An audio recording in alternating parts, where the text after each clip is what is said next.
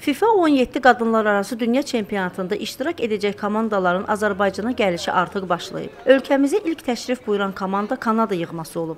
Mundial iştirakçısını Heydər Əliyev adına beynəlxalq hava limanında FIFA 17 qadınlararası dünya çempionatı Azərbaycan 2012-nin rəsmi maskotu Top-Top qız qarşılayıb. Top-Top qızın təqdim etdiyi gül dəstələrini aldıqdan və kollektiv şəkil çəkdirdikdən sonra komandanın üzvləri qalacaqları otelə yola düşüb. Kanada yığması qonaqpərvərliklə qarşılanmalarından məmnun olduqlarını bildirib.